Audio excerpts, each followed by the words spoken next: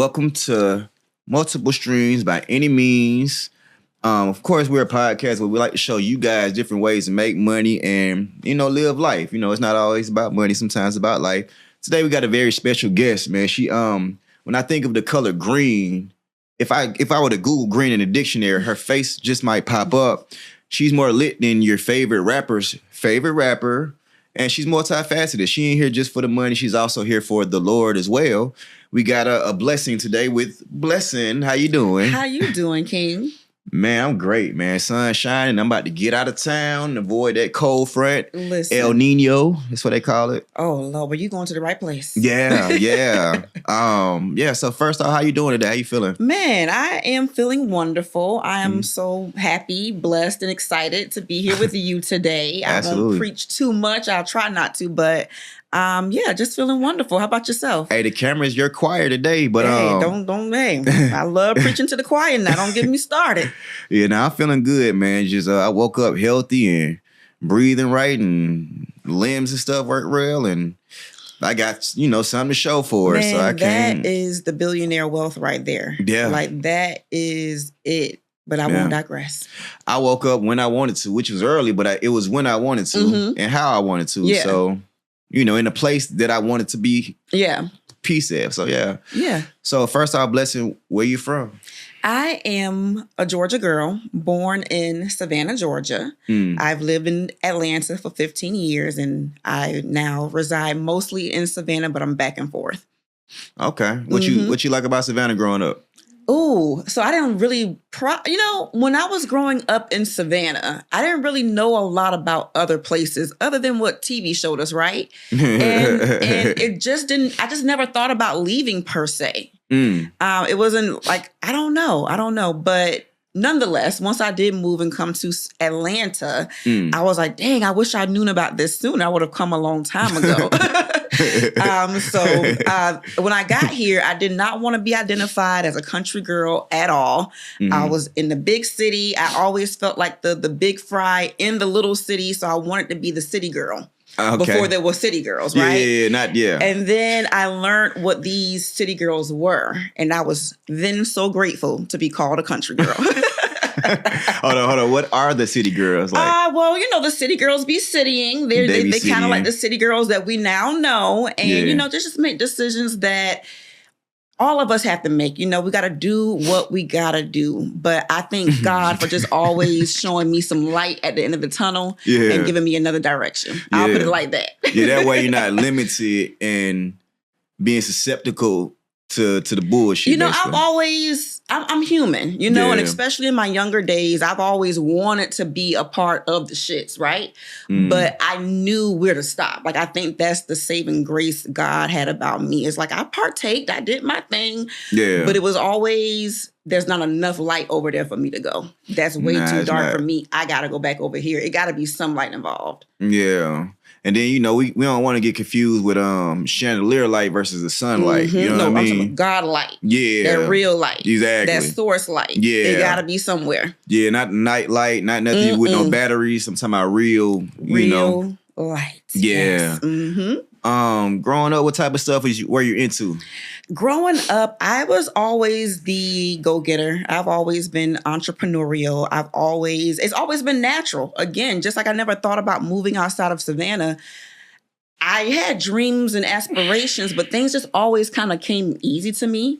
Yeah. When I started making money, it was through doing hair. Just one day, I was doing my doll baby's hair, but never with the thought like, oh, I'm going to make money from this one day. But those skills actually allowed me to just pick up a comb one day and start doing hair well enough to get paid for it. You said doll? Doll babies. Oh, like okay, DOLL. I was, okay. That was my thing. Like when I was a very young girl, I loved doll babies. I loved dressing them. I loved doing their hair. I loved mothering them. And I just related to that. Maybe it's where I got my start with hair. I don't know. Yeah. But I was just naturally gifted. And I do have women in my family who are beauticians by trade as well. Mm-hmm. With our technology here, you think little girls still play with dolls like they used to? I don't think little girls still play with dolls like they used to. But if the Lord blesses me with one, she playing with dolls. Yeah. I'm definitely raising mine Cosby style. Yeah. Yeah. I'm trying to figure out how to get the little one off the tablet completely right now. Yeah. Yeah, I don't know. It's a lot of science behind that. You know what I mean? The digital It's nomad very era. dangerous. Right.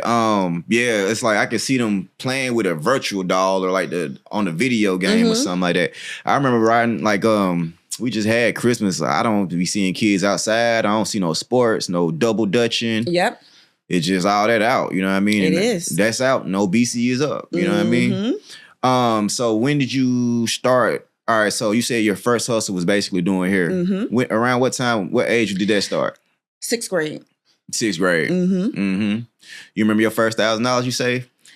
Oh, I never saved it. You didn't save. You No. weren't saving at the time. I watched your stories. You saved yours. I made money to spend mine. Yeah. Every penny. I ain't know how to spend money back then. Man, I still don't know how to save as well as I should today. But looking at my childhood, it makes perfect sense. Yeah, but I mean, the good thing is it turns you to it turns you to a real hustler, someone that has to have it and is gonna work for it or whatever. So, you know, it's either you're gonna be good at managing it or you're gonna be good at earning it or both. You know what I mean? Right. Yeah. So like when I first started, I was just like selling candy and for y'all that's watching, subscribe, you know, hit the share button, the like button. But yeah, I was, you know, bringing home $8, $9, $10 a day, saving 40, 50. I couldn't really spend it on nothing. So I mean, and at the end of the day, saving is always, you know what I mean, help me out. But at the end of the day, money a tool. So saving, flipping, investing, just not wasting it. Yeah. You know what I mean? So 6th grade. So before that, you ever played in sports, anything like that? I've always been involved in dance some type of way. I've never been an athlete of a sport of anything. Yeah, I ain't really. My people just ain't put me in sports. I would have tried. Yeah. But I ain't really. Yeah. My sport was I was was supposed to be Beyonce. And if I had Tina, I probably would have been. Like I had it in me, but you need a Tina and a Matthew. So my mom is, to me, the greatest mother on planet Earth.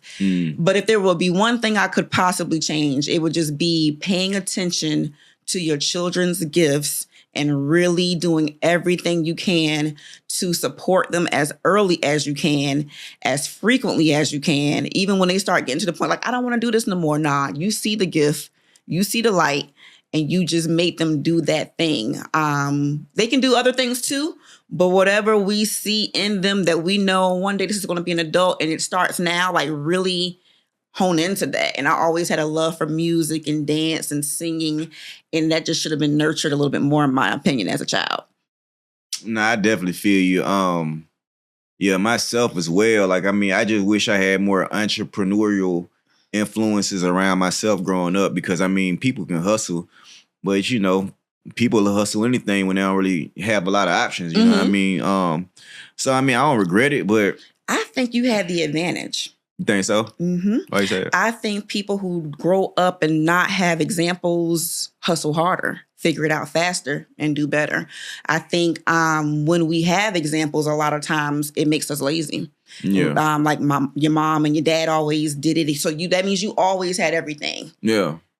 What did you have to work for? So having to grow up and figure some things out is a blessing that our parents didn't teach us everything. And that's a new perspective we got to start adopting so we can even let go of that weight that we're putting on ourselves and the weight that we're putting on our parents. They gave us the best they had. And now we're doing the best we can. Yeah. And we're just going to pour that. The tragedy would be if we have children. Do you have kids? No, I don't have any children. How old are you, if you don't mind me asking? 36. Okay. If when we have children and we don't make sure that their generation is different than ours, because we know so much that we must do better. Yeah. Yeah. And then guess what? When they grow up, they're going to be like, I wish my mama and daddy would have. Right. And it's going to be like, we taught them everything we knew. But AI just started yesterday. So it just started it's yesterday. Always something always. You got to go out there and get it, hustler, or you ain't going to get it. Yeah, I mean, you got to keep the bloodline glowing, son. You can't live off of I'm going to give you some cushion, but you got to keep it going. I'm trying to tell you. Yeah, that take that heart. Yeah. I mean, if I had kids, they'll probably, they going because at the end of the day, I think the technology is like you relying on the technology to do the thinking and the brain and the brain work for you. It's kind of taken away from simple stuff like reading a book.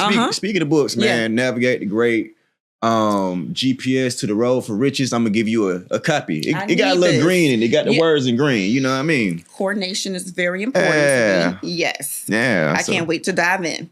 Yeah. Very, very, very nice book for you guys. Yeah. Self-help book.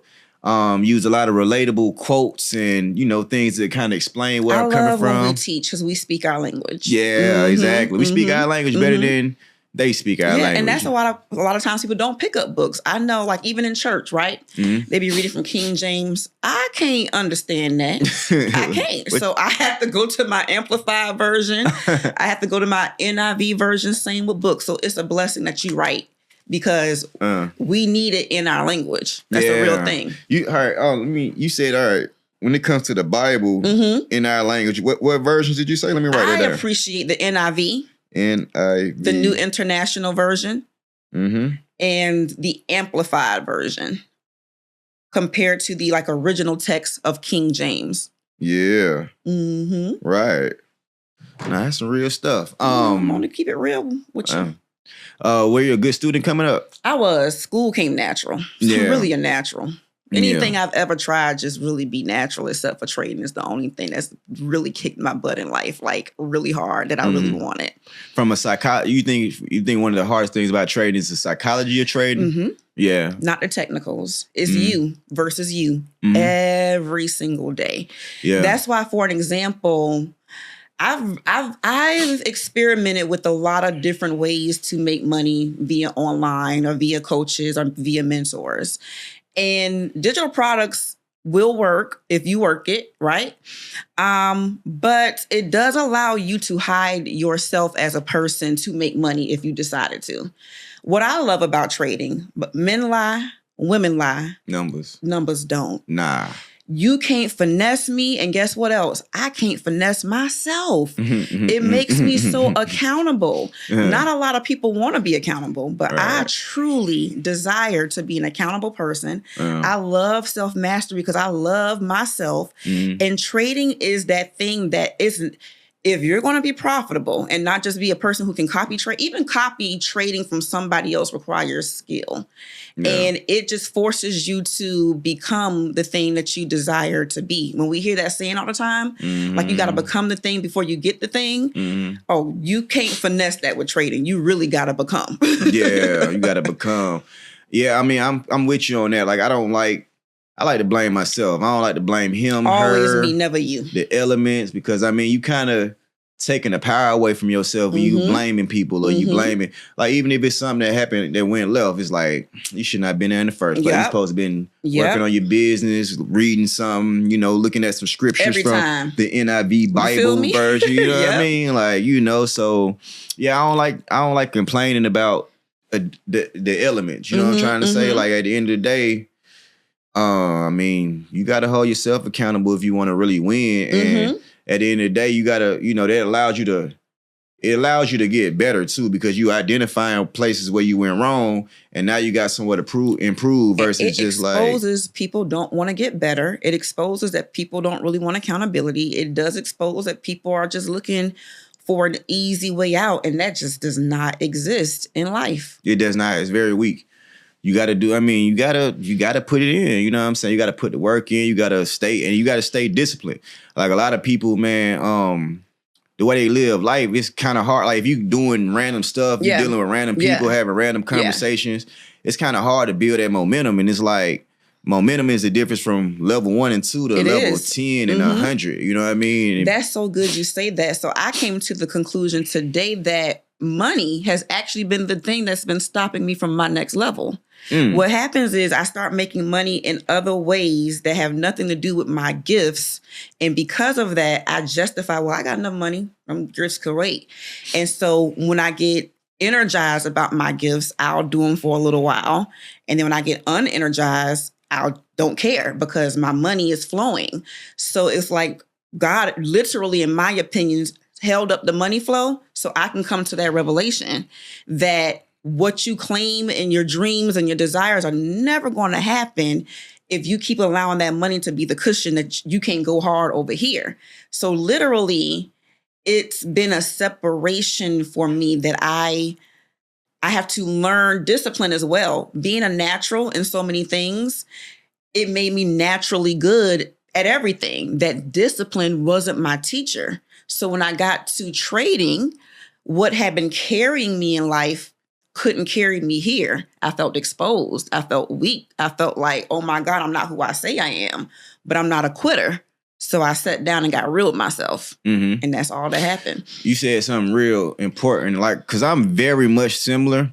Hustling came natural to me. Like, so I feel like one advantage the late bloomer hustlers have, not saying that, we both got pros and cons, is their ability to say, okay, I'm going to focus on this one thing. Because I've been so good at even like what I do for a living, the game changes. Like 1 minute, 1 minute I'm a reseller. So 1 minute is, technology. The next minute it might be furniture. Not necessarily, just give you an example.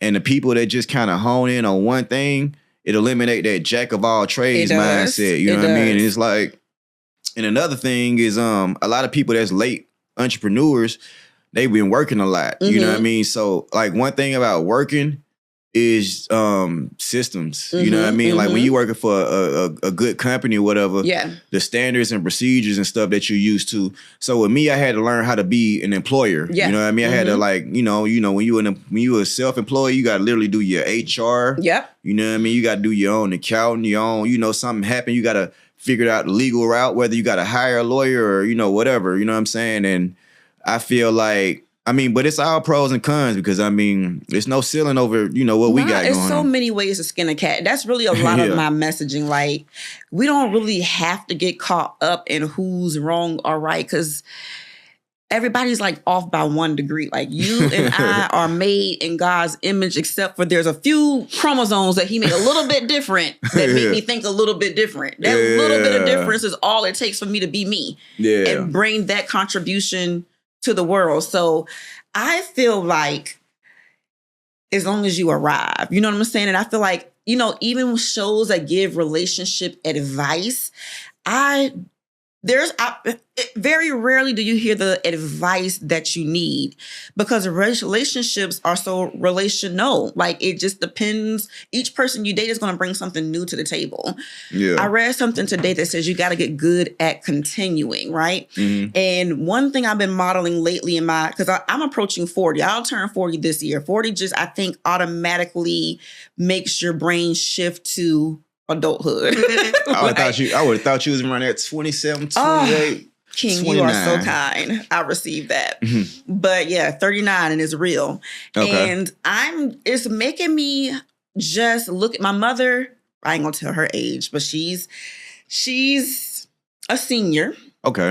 And I'm grateful that I have an older mother because of all the wisdom that I'm learning from her in this latter part of my life. And one of the great lessons that I'm learning from my mom is the joy that she's been able to have throughout my entire life, never focusing on money.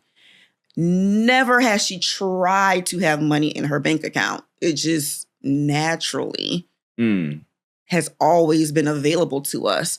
I've grown up very wealthy without seeing money. Like just this past Sunday in church, my aunt, 2 testimonies about this. My pastor gave this testimony. I was out with some homegirls maybe a year ago. They're closer to 36 age. I probably was the second to oldest in that group. In both of those situations, they basically shared that how when they were kids, they didn't have electricity in their home. They didn't have running water in their home. Like they had to run the cord to the neighbor's house. And I'm listening like, never have I experienced anything like that. And my mama has never held a real job.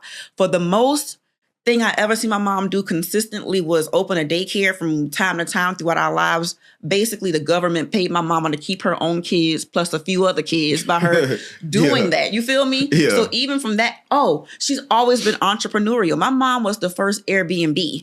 Savannah State, matter of fact. We lived in Alhambra apartments. I'm in 2nd and 3rd grade. We lived in apartment 108, and my mom rented out another apartment. 4 Savannah State students stayed in that apartment. She collected rent from every one of them. Ahead of the wave. So my mom's always been good at not trying and figuring out ways to not get in these people's systems and have her time freedom for her children. If I went to school and needed anything, If I called at 2:30, at 2:40, my mama was pulling up. And I would just ask her, like, how are we doing this? And she would just say, God. And I never believed it till I got old and started seeing some miracles. And I'm like, oh, this is God, because it was no money in my bank account. Yep. So I'm just grateful for that perspective. That was real. I know you said that basically some of the monetary distractions would kind of distract you from your natural gifts. What would you say your natural gifts would be? I'm glad you circled back to that, because I also had a correction with that today. What trading has done for me is now I'm no longer saying, okay, I got enough money. I don't have to focus on my gifts. I'm saying I got enough money. I now have time to focus on my gifts. That is the one switch I think has changed since my new perspective of changing and becoming. But with that being said, I would say that my gifts is number one, talking. Like, I come from a family of talkers. I come from a family of just bright lights and spirit. I come from a family of solo artists. We don't need an army behind us. When we are set in our way, we are confident in our abilities. We are confident in God, and we just are brave people, and we go do what we do. So I said all that to say, talking. So that's why I started my podcast, The B Word. The B Word. And being a very bright light to society in a time where it's just dark everywhere. I've never experienced a time where I can barely find a person to have a normal conversation with that won't just lie through their teeth for absolutely no reason at all. I'm like, ma'am, that's not even necessary to lie about. Why are we doing this? And I just keep running into these experiences. And it's just like, you know what? Oh, and another thing, I just feel like there's a lot of people talking a good talk and not a lot of people walking a good walk. And I just think that God put me here to walk especially nowadays, man. We need some examples. Yeah, that's why we here, man. That's why we got here. Multiple Streams podcast. I saw something today that said about billionaires and how billionaires can have a bad rap because it's like they're selfish and one person has so much money. And then the comeback to that was, we might know about the person who designed the roads, right? But we don't know the name of the person who funded the project. There's billionaires behind all the people you can name who these people would have never been able to complete their projects if there wasn't money available to source and fund the product. So with that being said, there's enough billionaires funding whatever they're funding. We need more good billionaires to fund whatever your dreams are, whatever that might be. It takes people who believe. It takes money to invest in those beliefs. Like, Elon Musk didn't just do it by himself. He had to have investors. If you don't have nobody in your family making no money, or nobody in your circle even, because sometimes you got to move outside of your family, then the dream stays dead. It does take money to make these things happen. So I use trading to fund my dream now. Martin Luther King would have not been able to fund his dream without Herman J. Russell. Yes. Herman Russell built... Hey, he was like the first person to do the concessions in Atlanta airport. Johnny Cochran was his right-hand man. Everything on North Side, he helped build that. He had some stuff out there in Beaufort, and it's like Martin Luther King had a dream, but he didn't really have a lot of money. You know what I'm saying? It's like at the end of the day. Let me tell you how that's biblical. Jesus was the same way. He had no money. It was women that funded Jesus's ministry. If it wasn't for the women, not even people, if it wasn't for the women and a few men, but mostly women, who actually poured into Jesus, he wouldn't have been able to move around like he did. So you said, all right, so do you know, does it say what they did to fund it? Or are you saying they just poured into him? It just literally says in the Bible that they gave to Jesus so that he can go and do his ministry. Like, these are the women that we accredit this to for being supportive of Jesus to be able to do his ministry. I got you. I heard something like that before. Yep. That's what's up, man. So for all y'all ladies out there, you know, you do have a very important role. We do. You know what I mean? And none of us can do it by ourselves. We can't do it without this. We can't. And they can't do it without that. We all got to work together, man, and figure it out. I want to tell you something, men. Not only do we have an important role, we have the most important role that you can ever decide for yourself. It's bigger than your money. It's bigger than where you live. You better choose your queen wisely. Yeah. And you know me, that's just street lingo. Yeah. But let's take it back to the Bible. Literally, it says that we were put here to be your helpmate. The only assignment of the woman is to help you. Yeah. Okay. Only in the Bible, when the word helpmate is mentioned any other time, it refers to God. That's how important. We are your little gods in your lives when you allow us to be. I think men have a problem with that, and they won't receive the help. They have a problem with what? Us supposed to be the help. And especially, in my opinion, as a Black woman, it's like they call it aggressive, or they call it like we're trying to lead. No, literally, the Bible said we're the helpmate. Well, you do know, like, women like you are like 1%, right? Well, I mean, I'm up there. I don't know if I'm quite 1% yet. Not even just monetarily, like just someone that 99. Thinking I'm 1%. Yeah. I can put myself in that boat. I mean, like, I'm gonna just be honest with you. Most people out here for themselves, men and women. You know what I'm saying? For the most part. I'm 36. I've never had a woman help me put $1 in my pocket, receive any type of education. They might clean the crib or cook some food, something I can do for myself. And then at vice versa, not too many men, like they might get somebody and they don't really, instead of bossing them up, they try to keep them on level so that they stay with them. It's a whatever. deeper root to that. It's a deeper root to that. It's really back to us again. And why are we choosing these people, number one? Right? So even like you just said, I just had this conversation when I was in, I think I was in the 10th or the 11th grade. And my boyfriend at that time, he was in technical school. Tech school, gotcha. Every day we hung out and I did his homework. He passed tech school from his 10th and 11th grade girlfriend, who was just a natural of reading his homework and doing it. Yeah. My last situation, he got into some situations. Okay. And he needed a large financial blessing. And I helped him. Yeah. And he treated me like chopped liver. So that woman you described that you never had is me. And I'm telling you, I've done them things. Yeah. And I'm still here. Yeah. I don't know. I mean, it just seemed, that's why they say opposites attract. Because I was a dude helping, when I was in college, because I was pretty smart. I graduated high school and college early. More so not saying being smart, but just I don't want to extend my workload. Yeah. You know what I mean? They can call it being smart.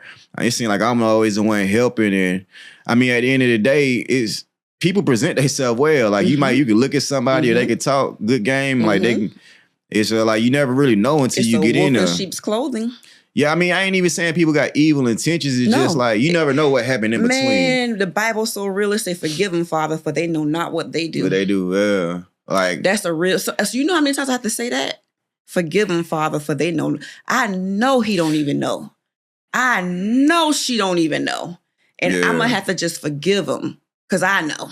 It's a lot of short term. Is like, I haven't even really met too many women that has money. Like they might, even if they got a job, it goes so fast. Like they spend more than what they make so fast. It's just like, and then so if I'm looking at it like, okay, well, this person ain't the most responsible, it's gonna kind of put restrictions on a lot of stuff, on certain conversations, on certain things you need to see. You know what I mean? Even just being around my business or whatever. Because like for instance, I had a friend of mine. She been kind of down on her luck for a little minute, you know what I mean? But I ain't the type to judge, I still, whatever. Yeah. I feel like, maybe you can get help. And like, she got a job offer and it was from 0 to 50 or 60,000. That's pretty good for somebody like that. The first thing is, I'm finna get this apartment. Okay, that's cool. Me personally, I would stack a few paychecks before I think like that. And then we see a Porsche the other day. I'm finna lease that car by the end. Baby girl, you need to get this in. You need to make sure this company really likes you. Save your money for about a year. Then go do that shit. You know what I'm saying? But you can't. So when I see somebody that's that important, like you ain't even got the first paycheck. You got an offer. Yeah.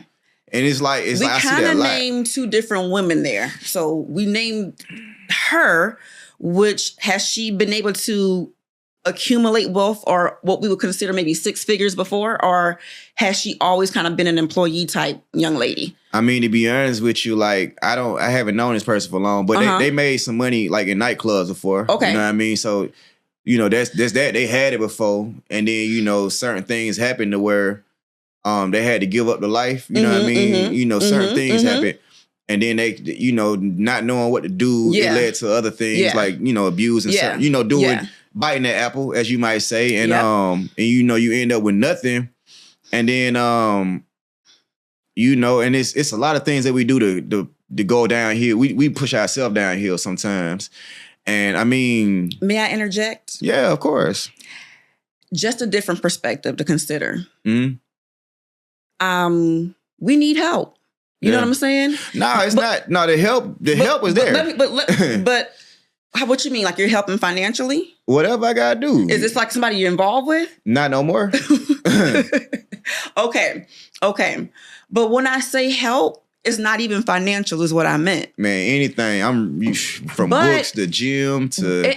And dating is about accepting you're just not the one. Yeah. So that's fine. Of course. If you offer the help and the help isn't received, that just means that's not the one you marry. Of course. Because you're trying to get with your helpmate. Of course. So I'm saying that to say just a little bit of consideration. Like for me specifically, I got into a point where I already even corrected the problem because I've corrected it. But what I would have preferred happen, or what I was hoping would have happened, right? Yeah. Is that I would have met a man who saw that I was good at generating money. Man, I don't know who don't see that. But also seeing that I'm not spending it wisely. Okay. And bringing his leadership to me. Bringing his wisdom to me. Mm-hmm. I don't even need your money, sir. As we can see, I'm producing money. Yeah. But what we can see is I'm weak in structure. You are the man and the foundation. I'm actually interviewing you from my lack thereof to see if you can help me with my foundation. Because one thing about making money, you can always make more money. If a man or a woman figures out how to make something, they can lose it and get it again. That's a skill set that most Americans do not have. So that's still an asset if that girl can generate some coin. She needs a father figure. She needs a husband figure. That's the problem. That's why she's doing it. She has no guidance. And she's never had none. Her mama didn't know how to spend money. So she really needs a king that is invested to help her sharpen that portion of her life. But men are wanting us to come to the table with everything. That's the reason why the phrase is even coined, what you bring into the table. That should never even be a question. It should be observed. And then that's kind of a weird question. It's like, if she's bringing nothing to the table, we don't even bring her to the table. I'm trying to tell you. You know what I'm saying? I mean, I couldn't imagine asking nobody that. I'm just going to observe. I've never been asked that, but I'm assuming it's a real thing. But but I'm just saying that's what we need to work together. Now, I'm gonna be honest with you. Of course, like that's my intent. Like I'm like a walking success coach. Like you might like from everything I listen to. I don't watch no TV. Me neither. I'm all about what we gonna do to stay healthy and wealthy. I'm introducing like, say for instance, I saw like someone that they should follow. Like it's women like you and a few others. Chose wrong, King. Nah, I mean I'm cool. You know what I'm saying? No, like, I'm just saying like if we take it back to the beginning, do you feel like you just chose wrong in the first place? Yeah, that's cool. Yeah, I'm just saying, and that's all. That's just it's not even her or anything. We just kind of the guy that I just went through when I run the clock back, because hindsight is 2020. All the signs was there that this wasn't the king. All right, so look, going back to what you said about leading, it's not that easy to tell a motherfucker with money anything. You know what I'm saying? Like, all right, let's put it this way: someone that's making money, they don't always see the importance of saving. You know what I'm saying? Like meaning like it's really nothing you could tell. What people. I'm saying is you're looking for the person that you fit like a glove. When you run into those women, you just let them go. I mean, my thing is, a you will eventually meet a me. Yeah. And all of you saying will be, it wouldn't matter because you finally was patient enough, did your discernment enough, was wise enough, remember your patterns enough and your traumas enough that now you ain't even you probably are choosing the same type of woman over and over again, just in a different situation. I mean, like, you gotta, become a new person, you gotta become a new person. I'm talking about myself, but I'm not just only talking about myself. I'm talking in general. Yeah. Like just dealing with folks. And then I also noticed, man, like, lead somebody got to listen in order for you to lead. You know what I'm trying to say? Like a lot of times, man, I would notice. Don't go get a hard-headed girlfriend and expect her to listen. You got to go get a listener. And that's going to be hard, but it's going to be right. Now I hear what you're saying, but people like you can lead a horse to water, but you can't make them drink. You dig what I'm saying? I just text somebody that today. Yeah, you know what I mean? So it's like at the end of the day, me personally, I don't really be tripping on that type of stuff. I'm good with myself regardless. Like for the world, the answer is that's not your horse. Yeah, that's not your horse. You know what I'm saying? And we holding on to the memories of that horse. We're holding on to the thoughts of that horse. We're wishing the horse would have been the horse. And we got to let go that wasn't the horse and just be open. Not you specifically. All of us, me too. Yeah, okay. That we got that horse wrong. Yeah. Let's not get the next horse wrong. And then like it's also like this too, like or if we get the next horse wrong, don't invest in much time or energy because we're now aware of what it should be like. Yeah. Yeah. So it's like this too.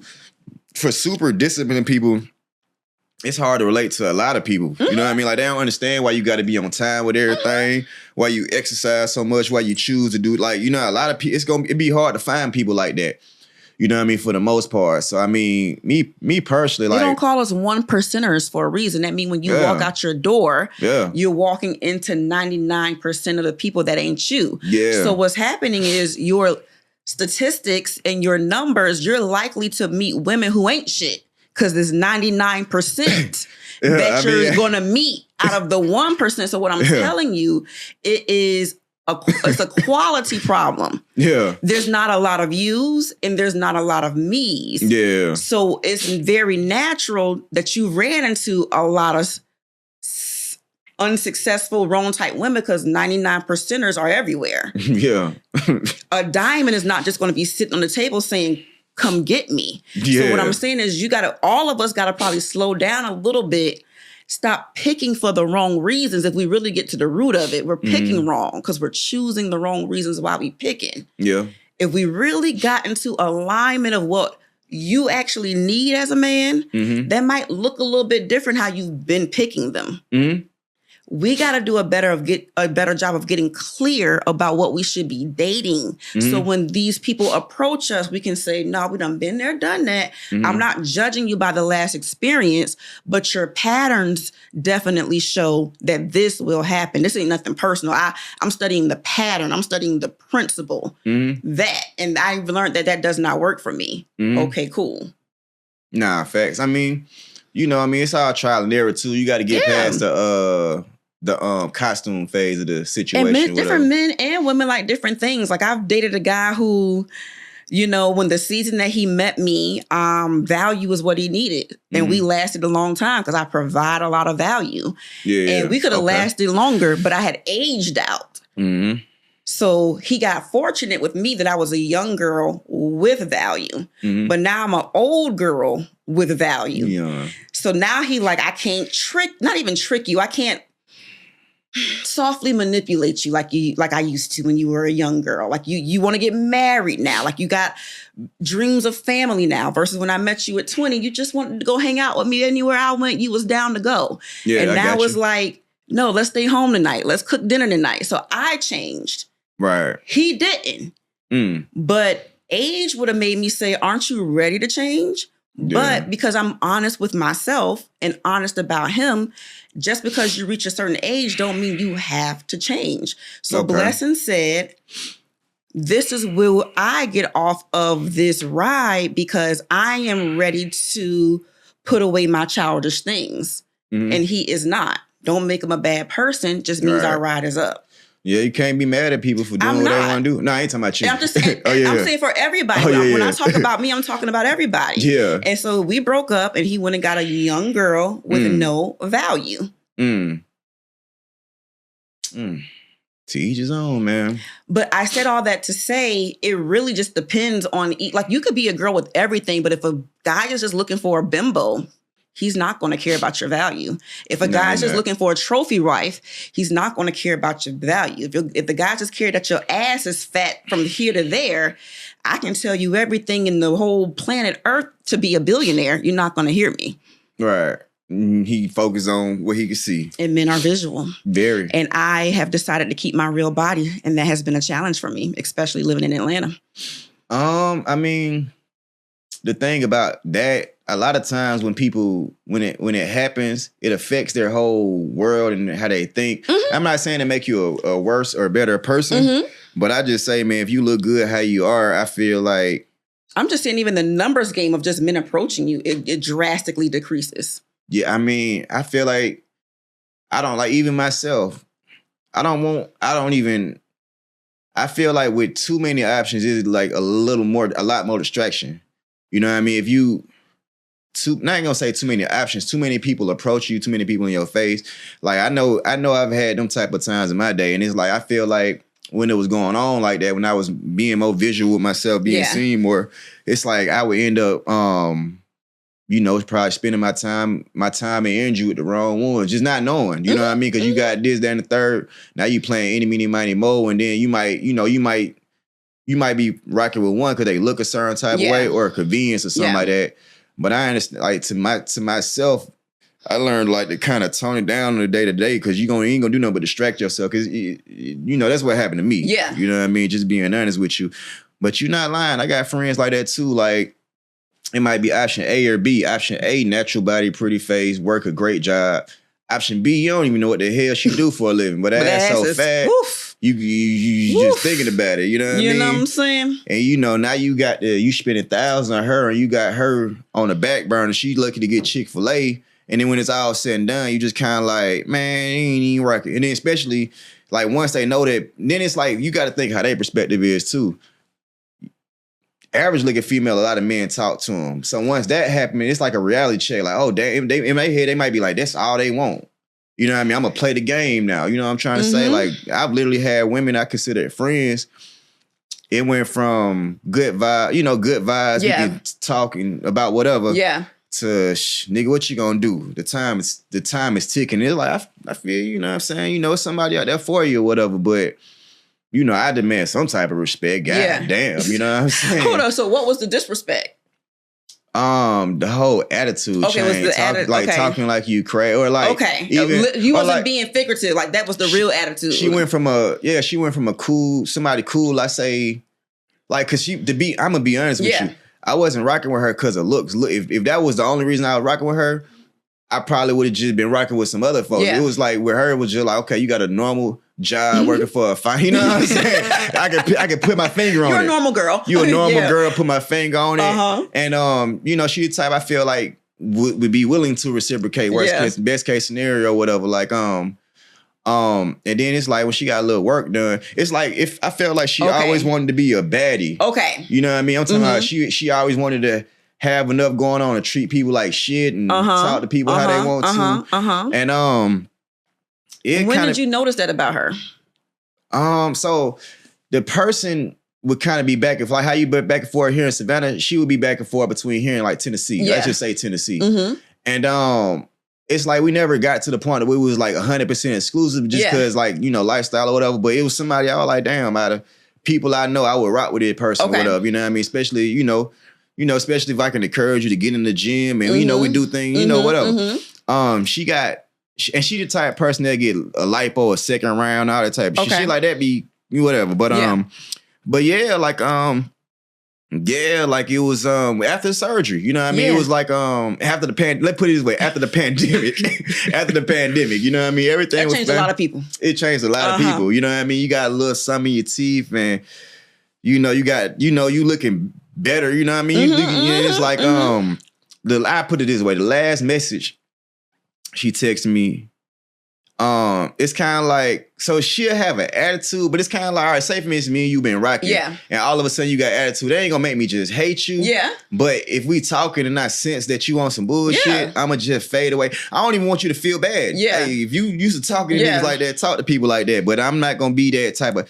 It ain't even that. I thought we was cool. Right. So, after that pandemic, you know what I mean? Every time it's like,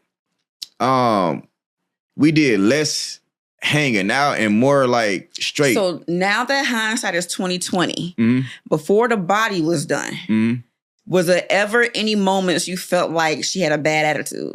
It definitely was signs here and there. You know what I mean? But it wouldn't be consistent enough for me to not ride with you. I would just think that maybe it's a bad week for you. Okay, give me an example of the bad attitude, if you can. Because I noticed this pre-pandemic. Like a roundabout. It's just more like the facial expressions. Okay. You know what I mean? Facial expressions and like, all right, so it'd be like I don't feel like I do a lot to where people would be mad at me. Yeah. But if something I did or didn't do disappointed you, you can always talk to me. Yeah. You know what I mean? So so like, man, it just be like, all right, so let's just say one time I came through, it was a little late. Mm-hmm. And she might have had a funny attitude. And then it's like when people have attitude, I don't know that you want me to ask you questions about it. I'm thinking that you just having a bad day. Yeah. So it was something like, so all right, so I put it away. We was about to get intimate. Yeah. And then she stopped and brought up her, like basically, she kind of brought me all the way out there at night, not to really, not to have a good night, to talk some bullshit. And it's like, my thing is, man, I don't want to go to sleep or wake up to no bullshit. So I left. And like, I guess you want to leave me blue. I put it that way. And, and my thing is, like, we could have just, whatever you tripping about, we could have talked about it. But as an entrepreneur, I can't afford to just be mad 24/7. Right. And then I remember the last, like, so then she started coming back out here in Atlanta, let's just say a couple years ago. And it'll get like, it'd be like we'll go on some dates, but it wasn't really no real hanging out. You know what I'm saying? Which I ain't tripping because I be having stuff to do. You got something to do. But I remember the last thing she texted me specifically, she sent me a picture of some shoes. It wasn't like no expensive, like some $100, $200 shoes. And then it was like, then we're not seeing each other like that for me to feel like I care even about your obligated, feet. right? Yeah, to feel like I care about, you're not even in the state most of the time. So why would I care about? I ain't your trick. You dig what I'm saying? So like, all right, so we kind of rekindled after, like, because, the attitude will kind of be on and off, but I'm not this person. I don't even remember shit half the time. If something happened, it wasn't really nothing crazy that happened. I remember the good, not the bad. Yeah. So, like, we talking, and it's kind of like, she act like she not trying to be rude, but I can't even explain the dialogue, but it was like, I felt like you Let me tell you this. Poking stuff. Yeah, what you gonna say? I know a nigga. That owe me a lot of money. I ain't never been rude to him. For real? I ain't never been rude to him because I'm not rude. Yeah. Your takeaway from this is I don't date rude girls. Yeah, I don't even talk to you. No, seriously. Like when that shows up next time, it's not about allowing how many times she's rude to me. Right. I had a dude one time, we was talking and he talked to me sideways one time. He's never been allowed to talk to me again. Maybe once or twice. Yeah. Like, and this has been like a 5-year span. And one of those once or twice times that he was able to get me on the phone because he called me from a different number and set me up to answer the call. Right. He said something to me. He said, "You act like I put my hands on you." I said, "Well, the way you spoke to me and judging by what you just said to me, that's highly plausible that was going to be the next thing. And I don't stick around to find that out. Yeah. If a man speaks to me incorrectly, that man don't want to be my man. There's nothing you can say to make me change my mind about that. Because a real man has self-control. I ain't gonna be in the house with you at 10 o'clock at night, your ass get an attitude and you upside my head, or even yelling to me in a way that you think is okay because of the trauma you got. Yeah. I am a queen. I date men who've never yelled at me. Right. Because it's a standard. Right. You're not gonna be rude to me because it's a standard. And that's gonna be your new standard as a king. Younger days, it is what it is. We playing around, we getting the fat asses all. But when you start selecting and this was fun too, so it may not even been that serious. But when you're starting to select, you got to pay attention to those little things, and they gotta be non-negotiable. Like I got a homegirl, we fell out because she owes me some money, but it's not the money. The day that she was supposed to pay me back the money, we were on the phone together. She never mentioned it. I let 4 hours go by to see if she would call me. She never called me. I had to call her to be like, yo, what's up with the money? And then she started gaslighting me like, I'm going to pay you on these days and you don't have to ask me. Yes, I do. Because I had to ask you the first time. Man, it's the story of my life. And then you changing the dates, and then you're acting like I'm doing you wrong when you don't have not another friend in your circle that would have even given you this money in the first place. The bank won't even give it to you. And I'm just asking you to keep your word, not because it's even you, but I've explained to you my trauma from the nigga who robbed me last year. So You not paying me is not a reflection of the money. You're re-energizing the trauma I've been trying to avoid. Yeah. You reinforcing it. And I told you about it. So now it feels intentional. Yeah. Nah, I go through that. I gotta not longer be friends with. So what I learned about that was I felt like when I reviewed it with my 2020 hindsight, this individual gave me a lot of talking, but not a lot of walking in the energy that we were claiming to be. Blessin is on her way to be a billionaire. I have to now start only entertaining friends that bring that energy to the table, because how you do anything is how you do everything. And that starts today. Like, I can't even trust you to be in a business relationship if you can't even make payments or come talk to me about payments in a timely fashion. I'm judging everything that we could have possibly done together by this standard right here. Man, next person asks for anything, I'm checking the credit reports or something, man. I'm checking references. It's definitely a contract. If God tells me to give it, because I do that all the time, cool. But if I'm lending you money, it's no more because we're friends. We ain't got to do paperwork. Promissory note. Honestly, because we're friends is the reason we got to do paperwork. And these are the terms. And guess what? When you miss these dates, this is the interest rate. Because if you would have went to the bank, they would have charged you one. And if you would have went to the bank, you would have approached them with more respect about making payments and keeping those payment arrangements. You're going to put that same respect on me to be my friend in 2026. Right. No more accepting little things that end up being big things. No, I'm nipping that shit in the bud when I see the pattern day one. Because every time I've noticed the pattern and I allowed it to play out, it's not worth the risk of allowing my kingdom to be open. I'm trying to tell you. I got to build a moat. It got to be hard to get in here. Yeah, alligators. I can't just let niggas walk into my castle that I worked so hard to build.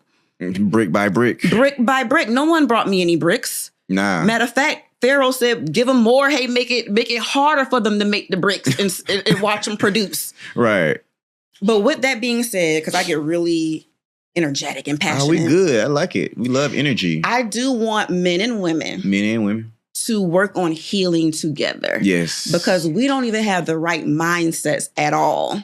Even going into the relationship is already fucked before we even finish it. No optimism, trauma. It's just really already doomed the way we even just coming into it. Like, we're expecting old girl to be old girl. We done chose old girl off of the ass. Like, it's just...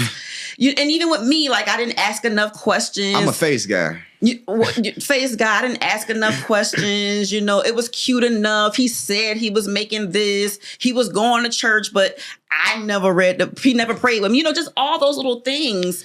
Man, people. Hindsight is 2020, but I'm never mad about that. I just make me a new playbook, just like the Super Bowl. I can't take the last plays from last year. They didn't watch that. They didn't study them tapes. Right. I must create new plays for my next game. Mm-hmm.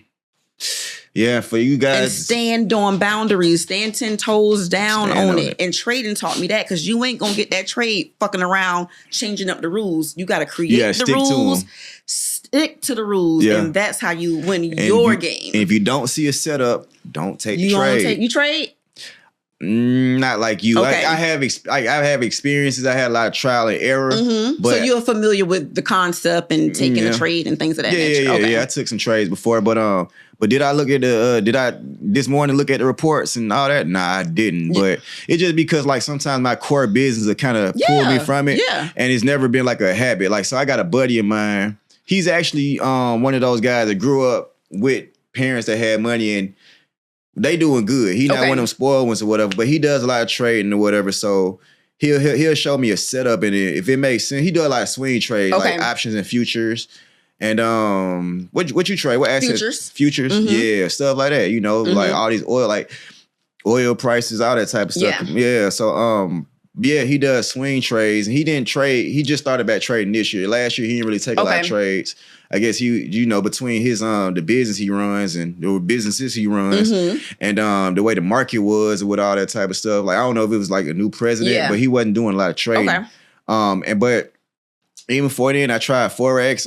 You remember the school online trading academy? I think they had a lot of. I think they had some lawsuits. I was in that. About 12, 13. So I've been on it. Got you. You know what I mean? Online trading academy. Okay. OTA, they end up getting like they had a class action lawsuit. Okay. Because I remember joining something about trading in 2019, but I was invited to this meeting. I cannot remember who invited me. And it's just the craziest thing. And that's my introduction to trading, but I don't even remember how I got there. Right.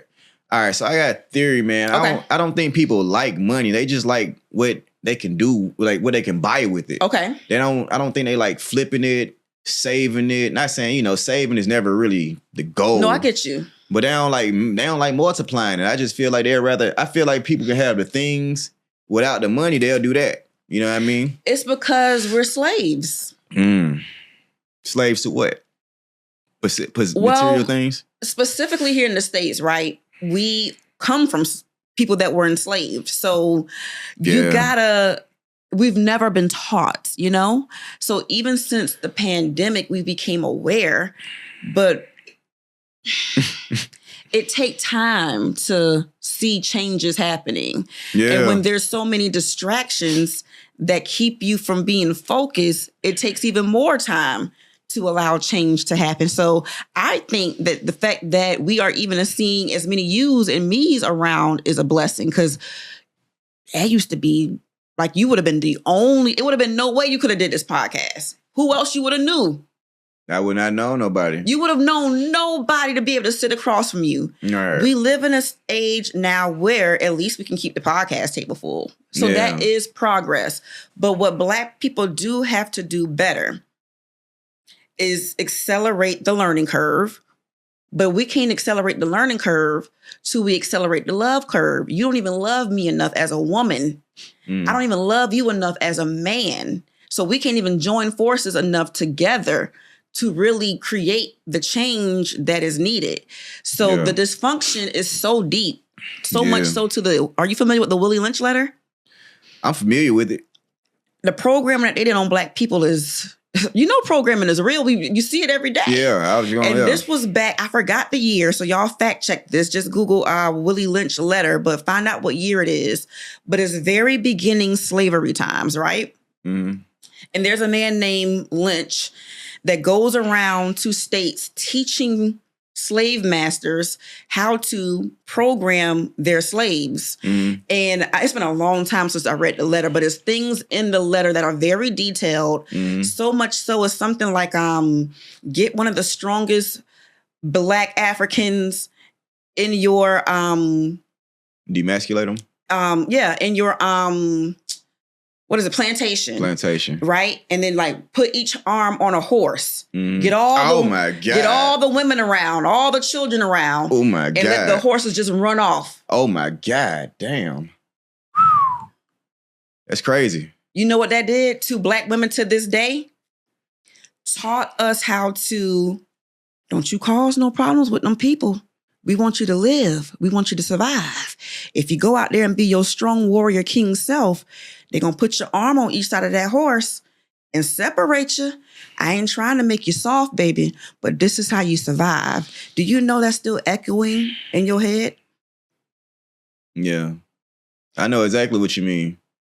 We couldn't even teach you or want you to be the warrior king that God designed you to be. It would have killed your ass faster. Yeah, so people coming up with your chest to who?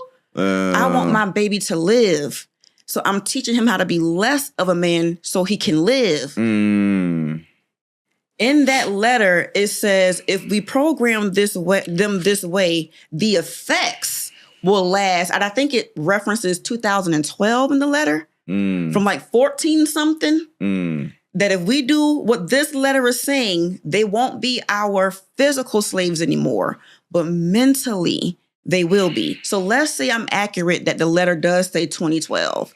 That don't mean it disappears just like that. No. That mean the trauma now is fresh. That mean we got out of the cycle, but the trauma is only 2026. Yeah. And they planned that to 2012. So it's so much undoing that we got to do, but it's going to have to be a united effort. The very first thing in the Bible is about God giving man a woman. That means he designed us to be together. That means that's the first thing God did to man. Mm-hmm. Meanwhile, we got a problem, don't even want to build a table for a woman. Men should want to build a table for a woman because you know what a woman does? Put meals on that motherfucker. Yeah. What's the problem with you bringing the whole table to her? She needs it. Right. So she can produce for your family. Mm-hmm. Not only does she multiply meals, when she brings you peace, she multiplies your ideas. The right woman. But when we start loving each other just as people, it ain't even got to be dating yet. We don't even love each other as people enough. Yeah. And that's why we're not going to advance until we figure out how to love yourself again. I don't even love myself enough. So even before I can love you appropriately, you know why I let these men play with me? Because I have a self-worth issue. I have a self-love issue.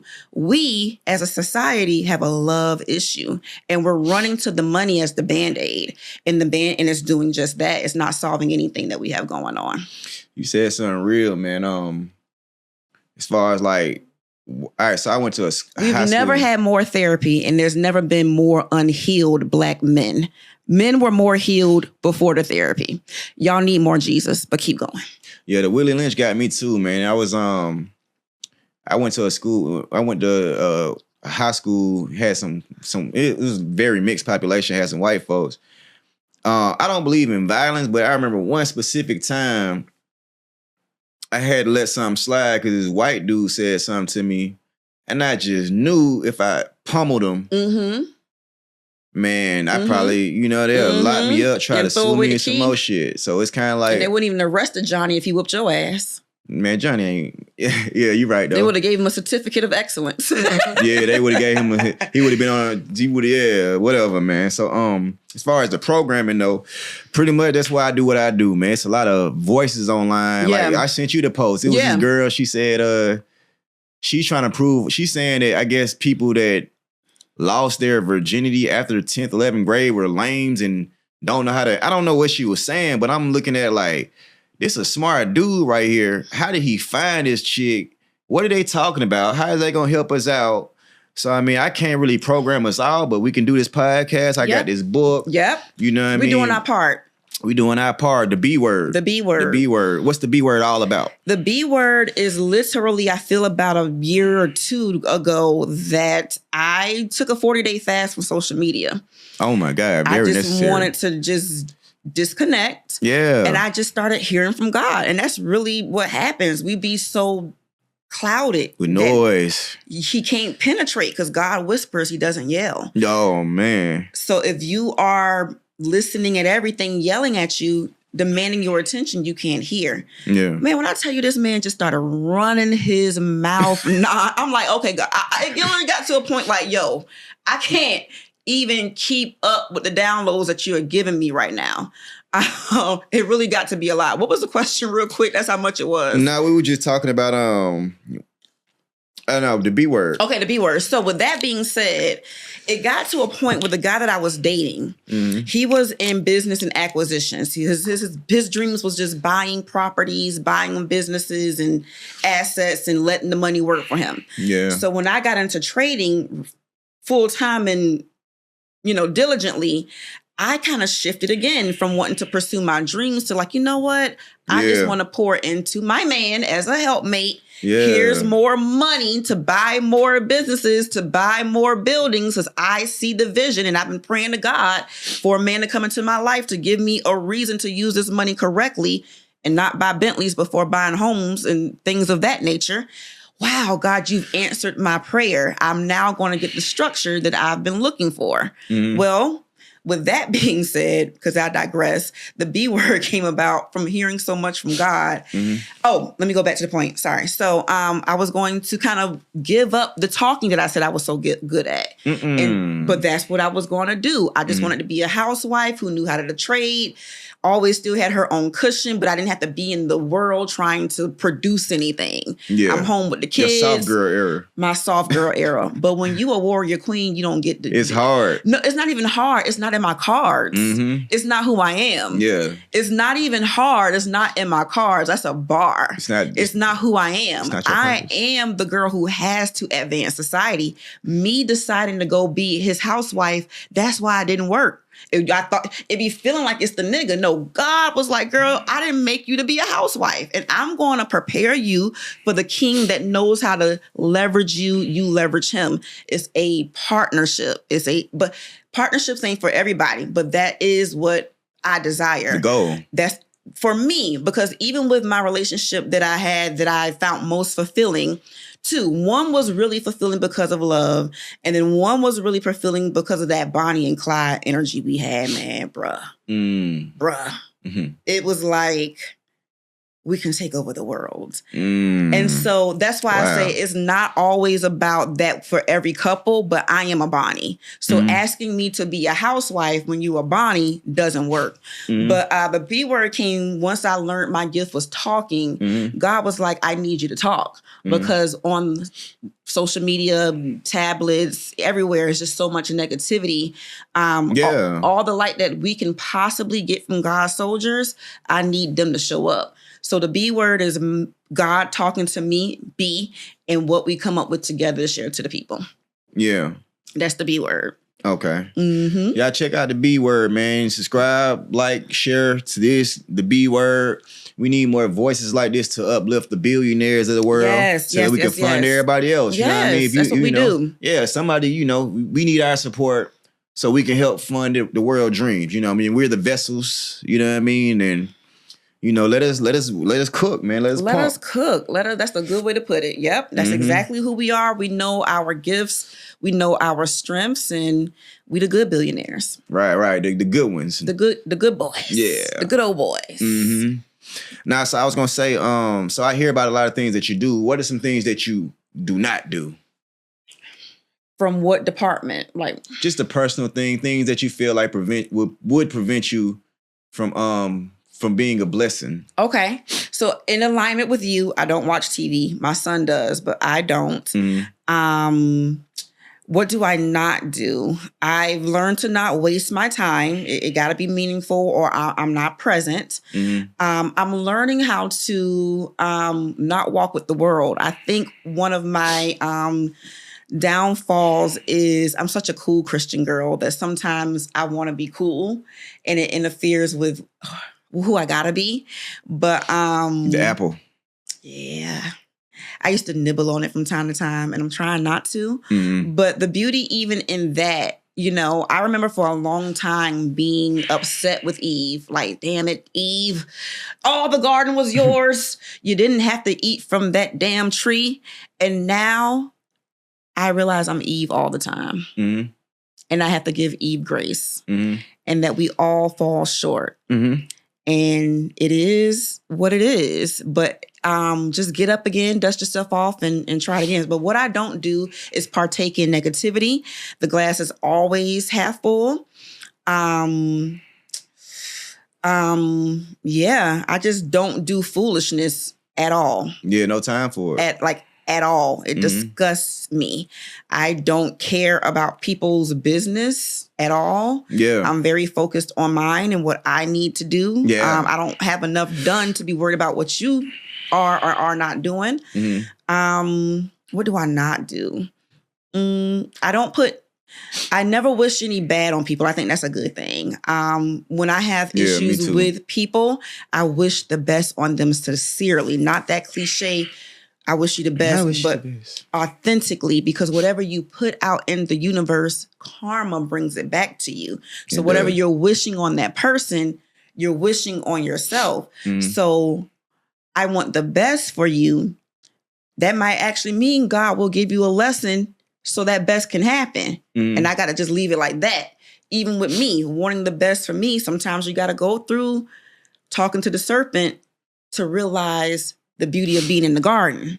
Yeah, that's real. You know what I'm saying? So that's just real. Always never wanting any ill will to anybody purposefully. And just what I don't do is try to be a bad example in the earth. I'm trying to tell you, no matter who watching or who can see it. One thing you pointed out is wasting time. So shout out my YouTube mentor, Brandon Carter. Like one thing that he throw in all his, he make videos all the time, but one of the biggest tips he gave was planning out each hour of your day. And I'm still working on that sometimes. Like sometimes I do segments, But using like your clock, your Google Calendar, that's one thing that helps stop the bullshit. Because if you got a packed calendar, you're not gonna even think the right bullshit in it. You know what I'm saying? So making sure you plan out your day. My day is I just perfected my calendar. It was already mostly done. Yeah. Man, I got that thing so locked in that I can't wait for February because I'm just going to start fresh February. Oh man. I'm just running that daily calendar play. So much so I already started this. Even on the way here, my homeboy called me and he was like, all right, I had to call you before 5 because I know after 5, I'm not going to be able to reach you. I told him a couple of weeks ago, if you want to reach Blessin, call me from 11 a.m. to 5 a.m. Other than that, I'm not making myself available. That is my boundary. I don't have to explain to you why it's even that, but that is the time to talk to me. I don't want to text. I'm letting you know now. If you text me, it's probably going to take me 2 to 3 days to text you back. My office hours are 11 to 5. When you go to McDonald's, don't you respect their hours? They do. You think Donald Trump going to let you play with his time? Nope. You think Oprah going to let you be late to her meeting? Nah. You think she gonna give you a second chance when you fumble her the first time? Nah, I doubt it. She's not. That's Oprah. No, she's not. Not at all. And Blessin has not only put on her Oprah shoes as an, oh my God, look at this TV mogul. How does she become the woman who could carry that kind of respect? Right.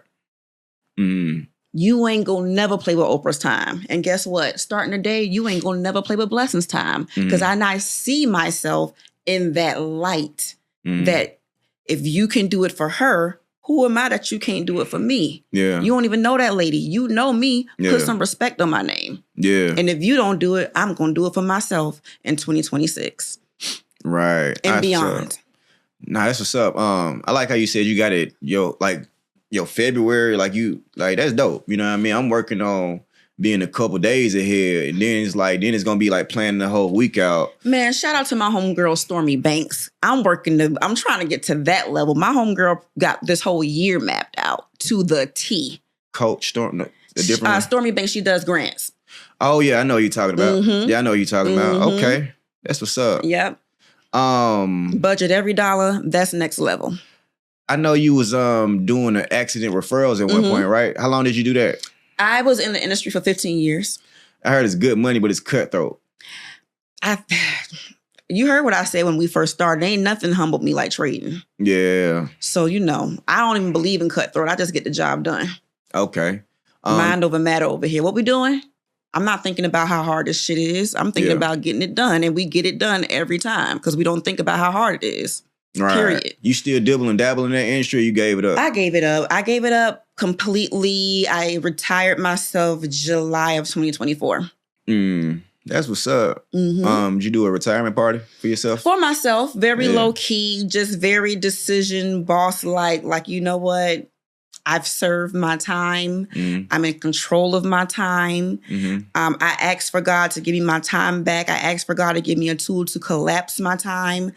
He's done all those things. I can let this go. That's what's up. Was it difficult, or because of your alignment, it was pretty easy to let it go? So by the time 24 came and that July came, it was easy. But 2 years of difficulty in thinking about it was hard. Right. So when you started trading, how much time did you put into learning before you started placing trades? So don't do me. I don't recommend it at all. But I never paper traded. I never went in small in the beginning. So that's where that optimism can get you in trouble. That's where that superhero woman can get you in trouble. That's where that we never fail mentality, I don't see it as hard mentality will get you in trouble. Man, I would go so heavy into trading. Like I just been trading all my life. Right. And some days I got lucky and then some days I didn't. But I don't recommend anybody doing it the way I did. But I love it for me because it shows that I believe in me.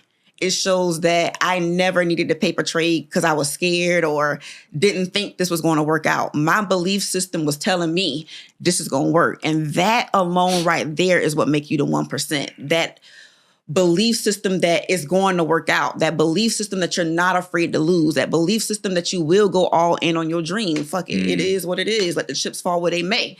And I never ran out to the point that I couldn't accomplish the goal. Right. And it just taught you, how to persevere. Nothing that you truly want in life really does come easy. It better not, because it ain't going to be worth keeping. And it'll easily leave you. Yeah, very. If it has to work, it has to work. You know what I mean? Mm-hmm. So you out there solo. You got mentors. You in the community for trading. So I'm a solo trader. Every day I trade on my own. I am in communities because every now and then, this is my honest answer. Every now and then, I might need a source of inspiration. I might need a strategy. I might just want to be in a community for a day just to see what they're talking about in news, because I don't watch the news. I don't even watch trading news. So every now and then I might see a notification go across my phone that Aristotle might be giving us information about what's happening in the world, tariffs with China, Donald Trump. I would have never known if it wasn't for me being in that community. So I like I'd be on the same thing. So man. I use my communities very strategically in a way that works for me, but I don't lean on them at this point in my trading journey. Now, being at this point in my trading journey and having mentors, I would say I prefer just learning from the courses. Looking back, I never really needed a teacher to be live with me. Maybe watching a teacher do live trades so you can just feel the anxiety and the exhilaration of it all. Mm-hmm. But a lot of times when you're on those calls, those teachers can be confusing. They'll say things like, oh, I don't trade during news. And then news will come out and they're like, I'm getting in. And it's like, sir, you just said we don't trade during news. So now we might have even been profitable in that trade, but you're teaching me how to break trading rules. That's the number one thing that's going to keep me unprofitable, not being able to keep my word in the first place. Or they'll say something like, I'm going to get in at 255. All right, well, it's 253. Let's get it. Like, I done set up my whole, you know what I'm saying, set up for what you said.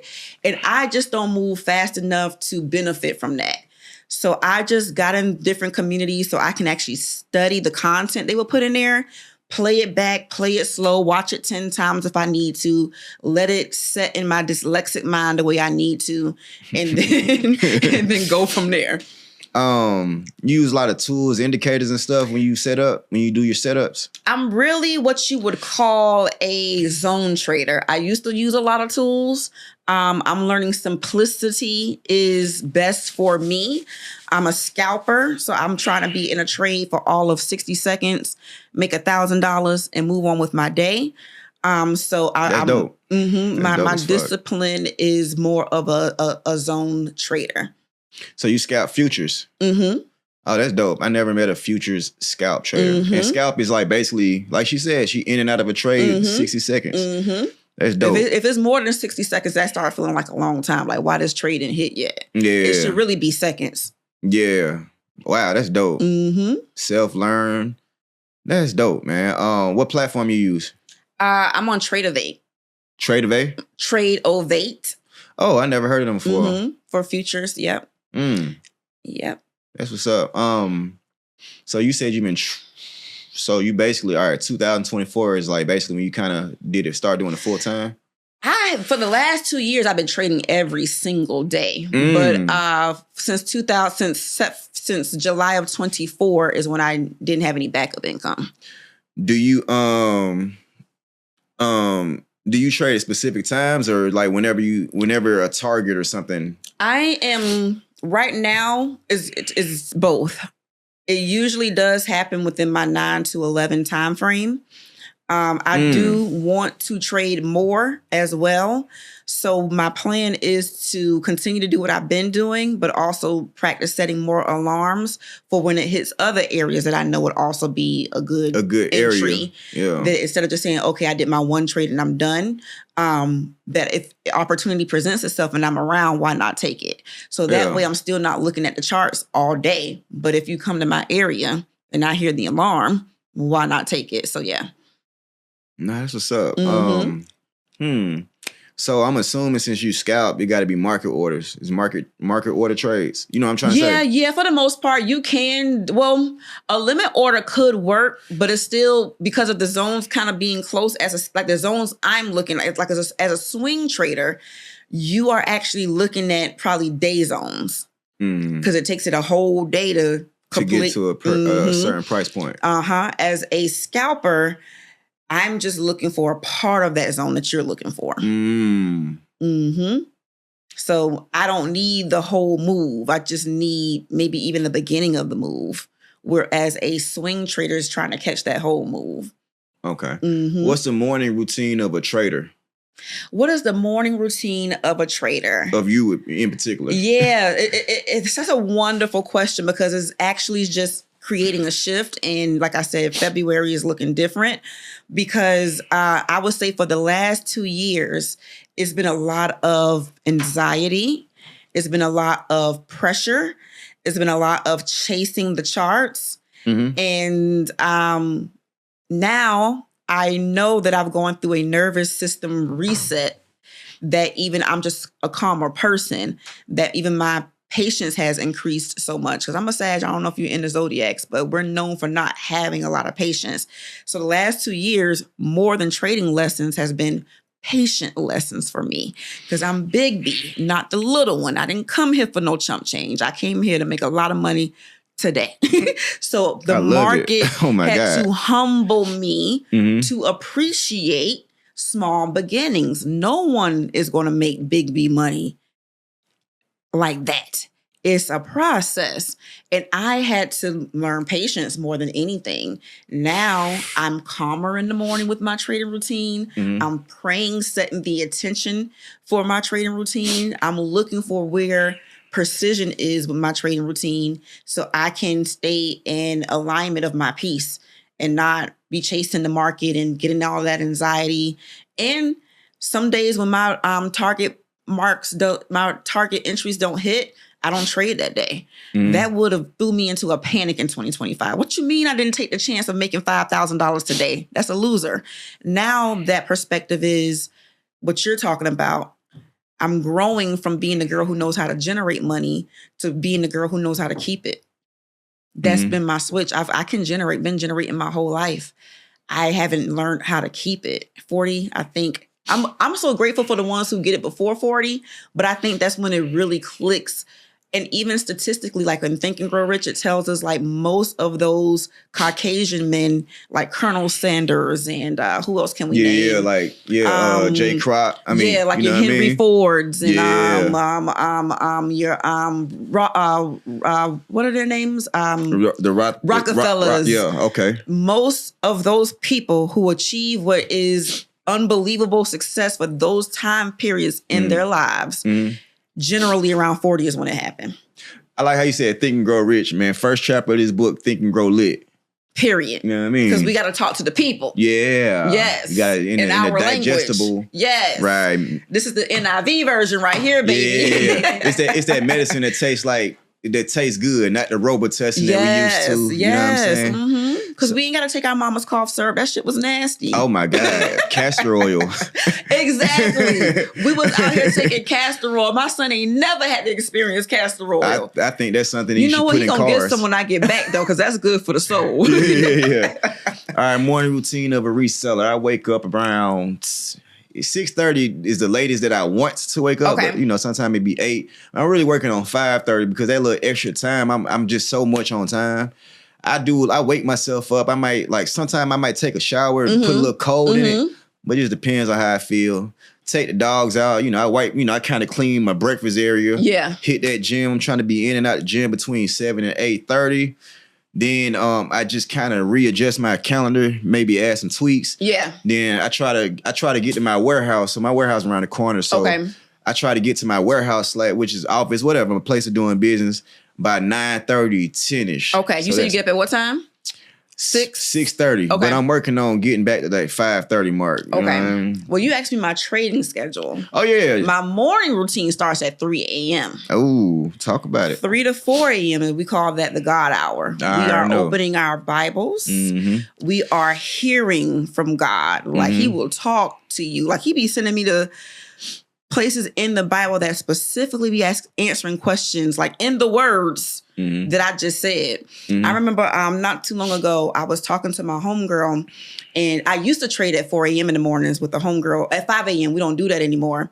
And I was explaining to her how my mornings are holy and how I didn't want to do them trading in the mornings anymore.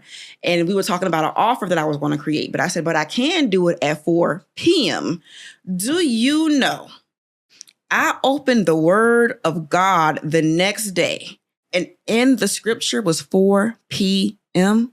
There's not many places in the Bible where time is even mentioned specifically. The very next day was the confirmation that the 4 p.m. play was the play. God, he be talking to you. So that's 3 to 4. Then 4 to 5 is 4 to 6 now is basically Monday, Tuesday, Wednesday. I'm working on things that need to be done for the Blessin Attitudes, Blessin Your Destiny TV, podcast, things of that nature. That's 4 to 6 in the morning. Then on Tuesdays and Thursdays, 4 and 6 in the morning, I'm just sharpening up my trading skills, doing some kind of studying, probably looking at somebody's mentorship just to say what they're talking about this week in news, something like that. And then from about 6 to 8, I'm getting my son ready and dropping him off to school. Then from 8 to 9, I'm going to the gym. And then from 9 to 11, I'm trading. That's my morning. Okay. Gym, you a cardio or weights, or you both? Oh man, honestly, I'm learning right now. My go-to is Effect Fitness here in Atlanta, Georgia. Southside. And that group class they do, that bricks class. With the bricks, oh my God. Man. I got there one time, it was a little late and they was already there. I got intimidated. For 5 years straight, that was the best activity of my day. I would be there faithfully at 6:30 a.m. Doing those classes. Nothing compares to that class to me. Yeah. But I don't have that in Savannah. So I'm trying to learn how to enjoy the gym, doing my cardio and my weight training on my own. I've tried a couple of trainers and it just be too personal issues coming to the table.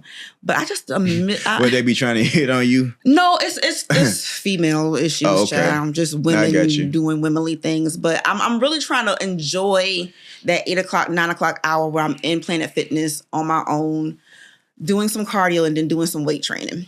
But ideally, Effect Fitness is my go-to.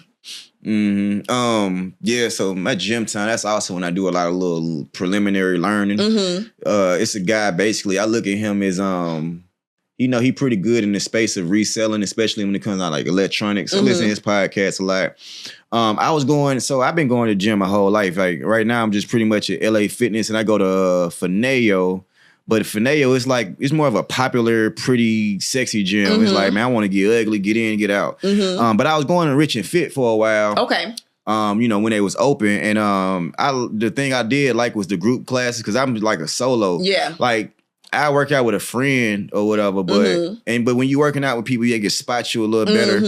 But I be pretty much dolo, you know what I mean? Same here. Pretty much dolo. And then when it get warm, I do more outside stuff, like hiking or run the hills, things of that nature. So I mean, definitely feel like the fitness thing is definitely important. For one, you're doing the best you can and look a certain way. And, and I mean, what's some reason you feel like being, going to the gym or just like staying healthy is important? Obviously to be healthy, but outside of that.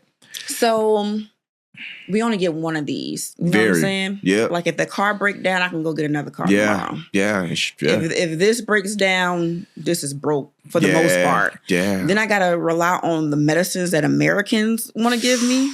The claim they're trying to heal me and poison. So if I don't do it, who gonna do it? Right. And then as a younger woman, it was also beauty does just take you a long way. Man. So you lean into the body. So that was another thing. I'm not going to go get a fake body. So my real body got to be in top-notch shape. So I always was a gym girl because of that alone. It always also put me on a pedestal that I'm always looking to solve problems and not look for easy way outs. Like anybody can go cut this stomach off. It is. But even when you go cut it off, it's gonna mess up a little bit if you don't know how to go to the gym and keep it tight. So I've always prided myself of just taking care and wanting to take care of my body in the way that God made it as much as I can. Mm-hmm. And then as of late, because you change, you mature, the way you think, your perspectives, everything about you becomes a new person. And now it's more like it's a temple. Like I need to really start eating better. I've always been the girl who does work out. Like it's nothing for me to get up every day, go to the gym, work my ass off. But ask me to eat healthy, cannot do it. Like don't even I'll tell the trainer right now, you can go ahead and tell me I can't even be your student if you want me to eat right. Now, whatever you want me to do as far as physical labor, you can double it if you want to. But I'm telling you right now, I am not going to eat this food correctly at all. So I'm just saying all that to say in my later years, I'm like, you know what? This is my temple. I do only get one. God did say it doesn't really matter what goes into the body. It matters what comes out. But there's nothing wrong with helping the process out. Yeah. So just want to do everything I can to help the process out. You listen to music in the gym or you listen to like podcast combination? So in the gym, I can't learn in the gym. I need energy in the gym. Yeah. I need music. I can learn but that's the good thing. All day long, I'm home, no music. Like in my home, when I'm working, when my son's at school from like that 8 o'clock, when I come back from the gym around 9 to 5. Yeah. You could hear a pin drop. Yeah. If I'm listening to a podcast, that's the only thing playing. Right. But when I'm in the gym specifically, I need high energy music. Right. Now I feel you. It helps motivate you through the reps. Mm-hmm. Yeah, it helps motivate you through the reps. So I do kind of switch it up. Like I say, I listen to a podcast, but it's like I'm not gonna, like you said, when you working and all that pain, you putting through all that pain. You know what I'm saying? For the most part, you know, it's going to be hard to really retain a lot. Mm-hmm. So like for the most part, it's pretty redundant. A lot of the info we listening to is pretty redundant, but it's like reminders. So it's like, it really helps me write down what I really want to learn. Like I might listen to a video and say, okay, let me go back in that. But if I'm doing a heavy rep, so that's normally like cardio. You know what I mean? Like when I'm doing something chill. When you're listening. But if I got a bench press, I got to get up under that weight. Cut something on to crank me up, you know what I mean? Let's boost this adrenaline or whatever, you know what I mean? I was gonna say, what's some things you working on that you want the people to know about? I am working very diligently on my school community. I got me one too. Yeah, it's called the Plan B Society. I'm designing it in a way that it feels like a department store. I am multifaceted. It's one of the hindrances I've had with making money online. And one of the beauties that I love that I've now figured out how to separate the gift from the money, that I'm really just designing products and offers that I wish was available to me.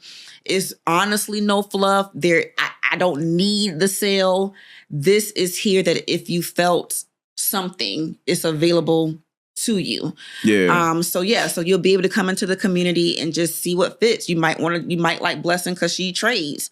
You might like Blessin because of the B word. Favorite color might be green. Your favorite color might be green. You might want a place where you can have a good therapy session. These are all of the things that I think that I'm good at, and I don't want to niche down. I want to show the world all of my jack of all trades because I've embraced that about myself. I am who I am, and yes, you can change, but I actually enjoy these things. Me too, man. I'm the same way. It's like, yeah, I can stick to one thing, man, but I got a gift for you. Got a gift for you. You know you get a gift. You get a gift. You get a gift. I don't want to limit myself to just one thing. And that's what the world has been trying to tell me. If you want this to work, this is what you have to do. Well, you know what? Yeah. I'm going to make it work because they also told Henry Ford it wasn't going to work. Yeah. Now everybody has a car. Yeah. And you know, it's going to take you a little longer when you're actually being honest with the people. And I'm prepared for that too, because it's going to make me a little bit money faster than I'm a proficient trader. Yeah. And then like, we're not selling no wolf tickets, you know what I mean? For the most part, man, I actually want people to learn. Money is definitely a goal, but it's not the only goal. Definitely not money hungry. Tell the people where to find you at before we get off. Yeah, so you guys can find me on Instagram at the Blessin Attitudes. Blessin just has no G on it. BLESSIN. Attitudes does have an S. And on YouTube, you can find me at Blessin Your Destiny, spelled DYSTANEE.TV. Right. Okay. Cool. Yep. And Bam Concepts on Instagram. BAMCONCEPTS. Multiple Streams Podcast. It's been another amazing, blessed. We're gonna have to do a part 2. We got to do a part 2.